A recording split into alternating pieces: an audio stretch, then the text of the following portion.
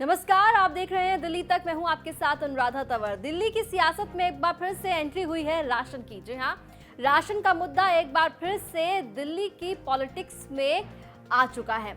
मामला है mid day meal का। दरअसल Delhi commission for protection of child rights के चेयरपर्सन ने एक ट्वीट किया है और उस ट्वीट में उन्होंने क्या लिखा है वो हम आपको बाद में बताएंगे। लेकिन Delhi commission for protection of child rights ने एक नोटिस इशू किया है।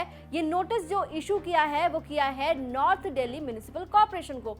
वजह है कि मिड डे मील, जो बच्चों की स्कूल की मिड डे मील है, वो नहीं दी गई है।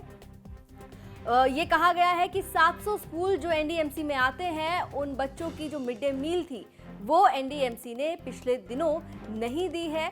पेंडेमिक के दौरान जहां बच्चों को न्यूट्रिशन देना था, वहीं पर बच्चों को मिड डे मील नहीं दी है, बच्चों को उनका न्यूट्रिशन नहीं दिया है और नोटिस इशू किया गया है और एनडीएमसी की ओर से इस पूरे मुद्दे पर 2 हफ्ते में जवाब दाखिल करने के लिए कहा है। अब आपको बताते हैं, जो Delhi commission for protection of child rights के चेयरपर्सन है, उन्होंने ट्वीट करते हुए क्या लिखा है।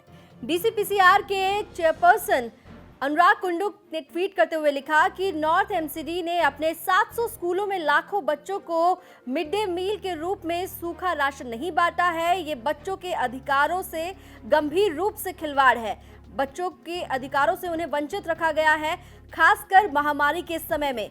गंभीरता से विचार करते हुए डीसीपीसीआर निदेशक शिक्षा को नोटिस जारी कर स्पष्टीकरण मांगा गया है। अनुराग कुंडू के इस ट्वीट को रीट्वीट किया है आम आदमी पार्टी के ट्विटर हैंडल ने भी। जी हां, और उन्होंने इस ट्वीट को रीट्वीट करते हुए लिखा कि बीजेपी ने बेशर्मी की सारी सीमाएं लांघ दी हैं। लाखों बच्चों के मिड डे मील का राशन खा गई है भाजपा की एमसीडी।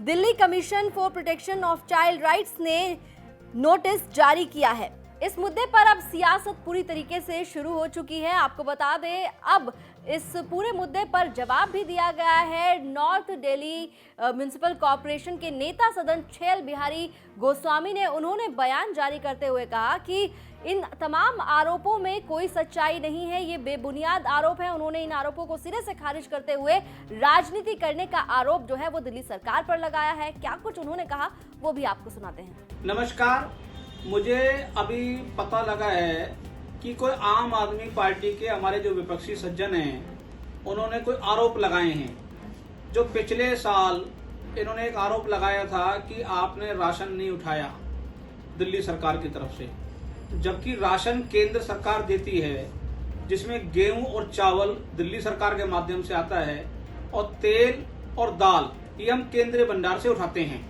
वो तेल और दाल तो हमने समय पे जब ही उठा के और हाथ का वितरण भी कर दिया, लेकिन दुर्भाग्य है कि दिल्ली सरकार कोरी राजनीति करना जानती है। झूठे विज्ञापन देना, पब्लिक को झूठ मनगढ़ंत आरोप लगाना और बरगलाना, ये उनकी परंपरा रही है, ये उनकी एक काम करने की शैली रही है।